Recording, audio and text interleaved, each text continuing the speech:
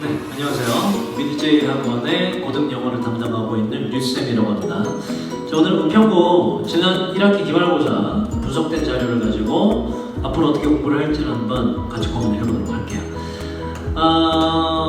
듣기는 늘상 그렇듯이 이렇게 다섯 문제 출제됐고, 그 다음에 여러 가지 유형이 나왔습니다. 그리고 배점은 14점 정도가 되니까 듣기를 여러분들 우습게 알고 공부를 안 하면 안 된다. 듣기 끝까지 챙기시고 독해로 넘어갈게요. 독해에서 특이한 부분은 일단 원래 그러듯이 난이도 하, 중 정도가 여러 가지 섞여 있고요. 모의고사 유형들과 교과서 유형이 섞여서 출제가 됐고, 특이할 만한 점은 바로 난이도 상에 해당하는 이런 부분이에요. 난이도 상에 해당하는 객관식 2번 문제가 이게 모의고사 유형 중에서 밑줄 친 부분의 의미를 추론하기라는 유형이 있는데, 요게 이제 현재 이제 고3들이 보는 그리고 작년 수능에 해당하는 신유형에 해당이 됩니다. 요거를 생각해서 학교에서 출제를 하신 것 같아요. 그래서 앞으로 이 신유형에 대한 대비도 같이 하셔야 될 것 같고요. 난이도 상자리가 주로 이제 객관식은 거의 중하 정도로 구성되어 있고, 난이도 3짜리 문제가 주로 소술형으로 많이 들어가 있고요.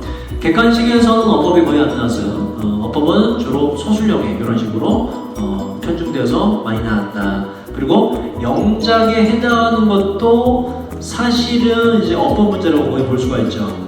어법을 알아야 제대로 영작을 할 수가 있기 때문에 이렇게 구성이 되어 있다는 거 전부 다 이제 난이도 상에 해당하는 문제가 되겠습니다. 소술형에 있는 것들이 이따가 서술형 1번에 어법상 틀린 걸 찾아서 두 개를 고치는 것까지 풀이를 한번 요 하나 정도 같이 해보도록 하고요. 여러분들이 대표적으로 어려워하는 문제. 그리고 이 영작에서는 특이한 점이 늘상 그렇듯이 일단 교과서에 주요 문법이 있죠.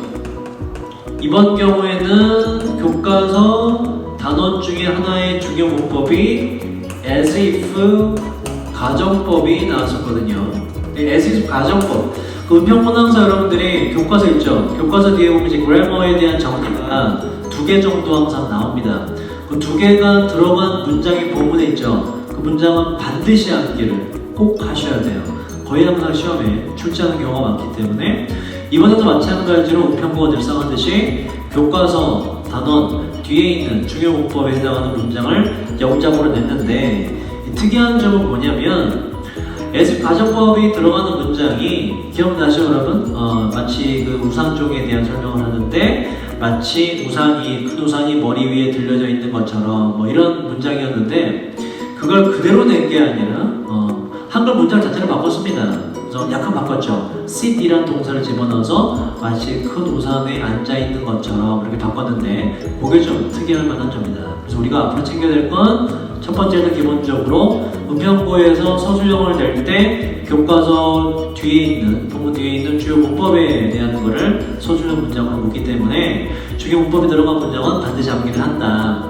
그런데 단순히 암기만 하면 중요한 것이 아니라 문장의 구성을 알고 있어야 지금처럼 한글 문장을 바꿨을 때 제대로 영작이 가능하다. 이거는 기본적인 어법 실력을 갖추셔야 된다는 거예요. 그래서 기본적인 어법 실력을 겸비해야 우리가 외웠던 문장이 나오더라도 약간의 변형이 됐을 때 제대로 쓸 수가 있다라는 거 기억하시고, 문법이나 어법 실력을 기르도록 합시다. 서술형 4번 같은 경우에 마찬가지로 교과서에서 영작을 냈는데요. 이것도 똑같습니다. 분사구문이 그 해당 교과서 단원의 중요 문법이었거든요. 분사구문을 집어넣어서 영작을 하게 만들었고, 이건 그리 어려운 문제는 아니었다. 영작 자체는. 그리고 특이한 점은 그 키워드를 찾아서 제목을 완성하는 문제가 꽤 많이 출제가 됐습니다. 객관식으로도 그러하고 서술형으로도 그러하고요. 이것도 조금 어려웠죠. 이제 여러분들 어떻게 해야 되냐면, 지문이 있으면, 그리고 2개 다 지금 모의고사 지문에서 이러한 유형을 냈어요. 그럼 이제 앞으로 2학기 때 모의고사 지금 쓰던 부교재 있죠? 나머지 부교재 단원이 시험 범위로 들어갈 텐데, 그 시험 범위에 들어가는 부교재 지문 하나하나를 공부할 때마다 키워드를 다 체크를 하셔야 돼요. 즉 일단 지문을 체크하시고 지문에 대한 주제를 체크하시고 그 주제에 속하는 키워드를 별표로 표시를 하셔야 돼요. 지금 들어가는 단어가 그냥 단어가 아니라 빈칸에 해놓은 단어 전부 다 키워드입니다. 주제문에 속한 중요한 단어를 빈칸으로 뻥뻥 뚫어나기 때문에 일단 지문을 공부하실 때 그 지문에 대한 주제를 첫 번째 파악하시고 그 주제를 나타내는 키워드를 별도로 파악하셔야 되고 그 이제 문제 시스템이 들어가면 저랑 주제문 체크와 키워드 체크는 당연히 할 거니까 다음부터는 잘 맞출 수가 있을 거예요. 요 유형을 잘 기억하셔라. 그리고 이제 총평을 해보자면 일단 보세요. 뭐 거의 항상 그렇지만 교과서에서는 상대적으로 비중이 조금 더 적었고요. 그리고 듣기포원 프린트나 부교재에서는 한 3분의 2 정도의 문제가 출제가 된다고 볼 수가 있어요. 거의 대다수가 수능형이고요. 고등 내신형은 서술형 포함해서 8개 정도에 불과하다. 그러니까 수능 유형 자체에 잘 대비하고 익숙해질 필요가 있고 이 수능형에는 아까 말씀드렸던 신유형이 하나가 포함이 됐고 이 신유형이라면 아까 보셨던 밑줄 긋고 밑줄 그은 부분이 시사하는 추론하는 바가 무엇, 추론할 수 있는 바가 무엇이냐 이걸 묻는 거예요. 요건 아마 이제 그 최신 수능에 아예 추가가 됐기 때문에 앞으로 계속 내지 않을까. 신유형에 대한 거. 신유형은 그 지문의 주제를 나타내요. 사실상 주제문과 똑같아 보시면 돼요. 이렇게 기억하시고 난이도 자체는 상자리가 이제 4개 정도에 불과한 원래 이제 은평문에는 그 정도 수준의 난이도를 냈고 요거 4개가 거의 대다수가 이제 어법하고 어법 고치기하고 영작으로 대다수가 이루어져 있다라는 거 기억하시면 돼요. 그래서 결론은 문법 어법을 열심히 하자라는 거. 총평의 내용은 이제 뭐 다 지금 말씀드렸던 내용이고 그 객관식에서는 어법의 비중이 다소 낮았어요. 그죠? 보시면 어법이 아예 유형 자체가 객관식에서는 아예 없이 전부 다 내용 이해로만 이루어져 있는 거 볼 수가 있고 서술형 가서야 어법 등이 등장을 하는데 하지만 그렇다고 해서 여러분들이 어법을 등한시하면 안 된다. 왜냐면 배점이 큰 서술형에서 어법적 지식이 필요한 내용이 많이 들어가기 때문에 어법에 대한 관심은 계속 두시고 방학 때 어법을 좀 집중적으로 정리를 하셔야 돼요. 난이도 상해 문제는 말씀드렸더니 서술형에 집중되어 있고 그래서 다시 한번 어법을 제대로 알아야 된다는 걸 알 수가 있다. 그리고 키워드 넣어 주제를 완성하는 거 이것도 앞으로 계속 내게 되는 유형이기 때문에 내신대로 공부하실 때 주제문과 키워드를 잘 체크를 하셔야 된다. 자 그러면요 분석은 이걸로 끝내고요. 그 여러 가지 문제 중에 여러분들이 어려워했던 서술형 1번에 어법 틀린 것 찾아서 고치기 문제를 한번 해보도록 할까요? 자, 교과서에 나왔던 지문이죠. 호랑이를 보호하자라는 지문. 서술형 문제가 윗글의 밑줄진 부분 중 1, 2, 3, 4, 5번 중에 어법상 틀린 거 2개를 골라서 그 번호를 쓰고 각각 어법에 맞게 고쳐 쓰시오가 각각 3점, 3점, 총 6점으로 배점이 크게 나왔습니다. 자, 하나하나 풀이를 한번 해보도록 할게요. 1번 볼게요, 여러분. 자, 우리가 이것도 이제 보면 중요 문법을 반드시 정리해야 된다는 걸 알 수가 있는데 일단 이시 왔죠?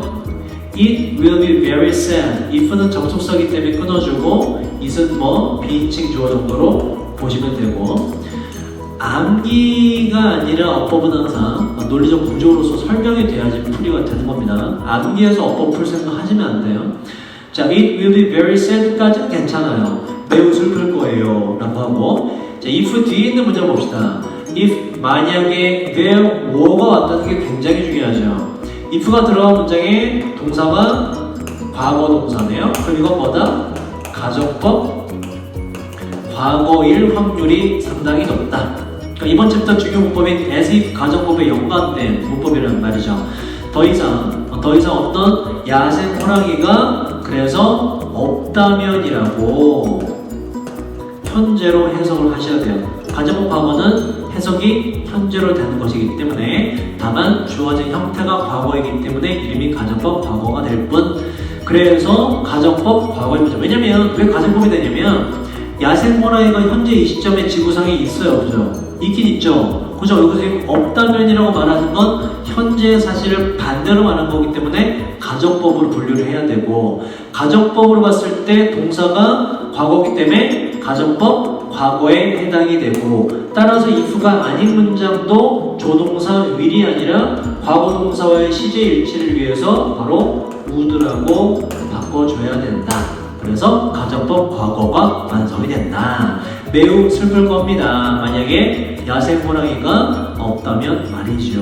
1번이 틀렸고요. 1번 will을 would로 바꿔야 된다. 1번은 이번 챕터 중요 문법인 as if 가정법과 연관된 가정법 문제더라. 그래서 문법을 각 단원에 해당하는 중요 문법을 평상시에 잘 정리를 하고 이 문장은 암기를 해서 왜 그러한지 어법에 대한 설명이 이루어져야 되겠다라는 걸 알 수가 있고요.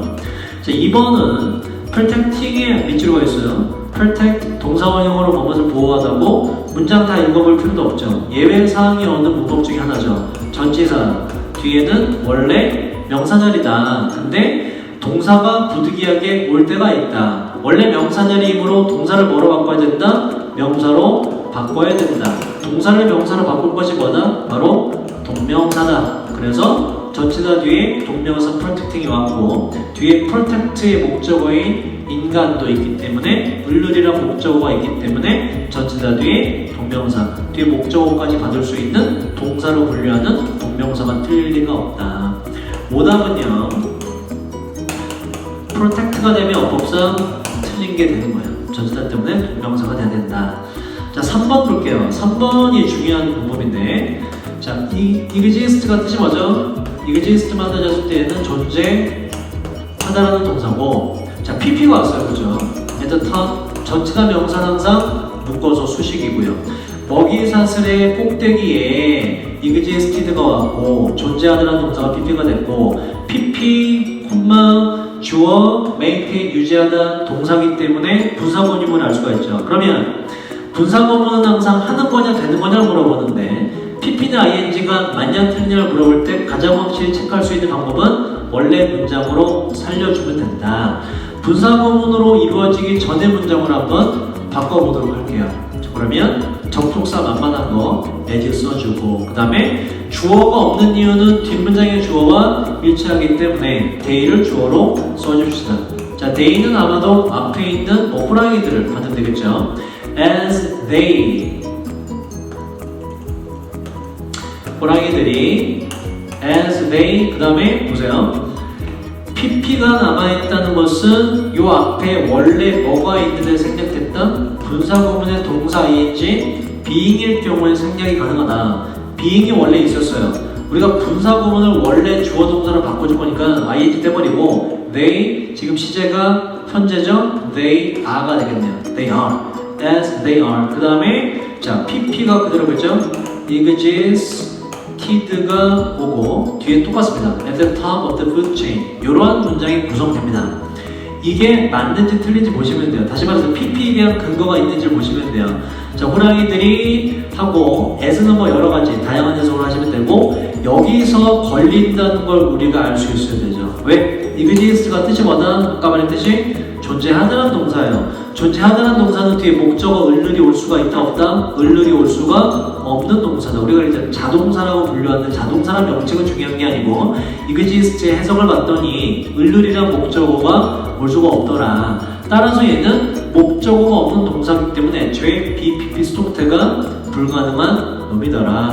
이런 식의 요걸 생략한 being에 대해 생략되고 이런 식의 PP가 남는 분사구문은 나올 수 있는 근거가 아무것도 없더라. 그런 거다. 애초에 원래 문장이 호랑이들이 그냥 존재한다라고 동사 원형으로 왔을 겁니다. 그래서 지우고 지워서 여기에 ing이기 때문에 이걸 existing이라는 동사의 ing 능동의 분사구문으로서 바꿔주면 된다. 해석을 해볼까요? 먹이사슬의 맨 꼭대기에 존재하면서 혹은 존재하고 있는 호랑이들은 유지합니다. 동물들의 개체수를, 호랑이들이 preying, 먹고 살아가는, 잡아먹는 동물들의 개체수를 유지합니다. 로 깔끔히 해석이 되죠. 그래서 능동의 분사구문 existing으로 바꾸면 된다. 4번은요, 아까 했던 것과 연결된 풀인데요. 자, 이것도 가정법이 들어간 문장이네요. without이 나왔어요. 그리고 중요한 건 뒤에 these species, 위에 있는 이제 호랑이가 잡아먹는 이런 뭐 종들을 말하는 것이고, would가 왔네요. 가정법. 자, 저랑 나중에 가정법을 별도로 정리할 때가 있을 텐데, would, could, might가 등장하면, 이런 조동사 3개가 등장하면 얘는 가정법일 확률이 상당히 올라가요. 가정법의 핵심을 담은 조동사이기 때문에 해석은 현재로 합니다. 이런 종들이 rapidly 급격히 숫자가 증가하게 될 것입니다. 따라서 without은 뭐가 된다? 뭐뭐가 없다면이라는 가정법 과거로 똑같이 맞춰주면 된다. 정황상 봤더니, 그리고 보세요. 내용도 이러한 종들은 호랑이가 지금 없지 않죠? 있죠? 없다면이라고 반대로 가정했기 때문에 가정법을 표시하는 would가 틀릴 리가 없다. 현재 사실에 대한 반대를 말하기 때문에, 그래서 would는 맞다. 이게 이제 will이 되면 가정법이 되지 않기 때문에 틀린 거예요. would는 맞는 거고. 자, 마지막 5번으로 갑시다. 5번은 대시 있는 걸로 봐서 얘가 맞다면 관계대명사 아니면 접속사 둘 중 하나겠죠. 정체를 밝혀봅시다.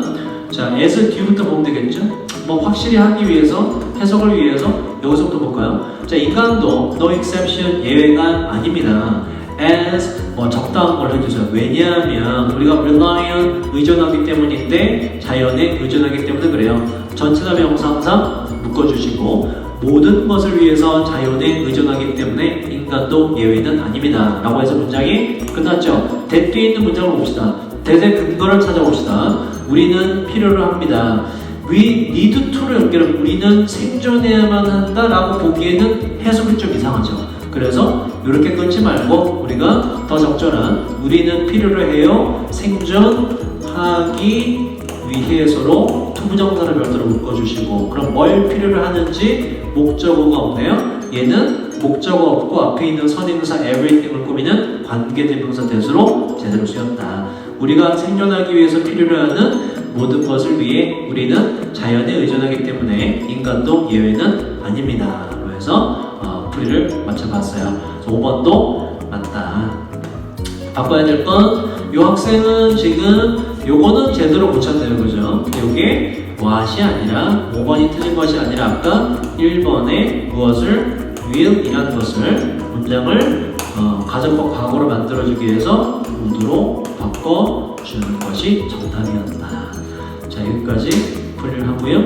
2학기 때 지금 풀이하는 거 기억하시고, 어법과 문법을 꼼꼼히 챙기셔서 서술형과 어법 문제에서 정답을 쓸 수 있도록 노력합시다. 수고하셨어요.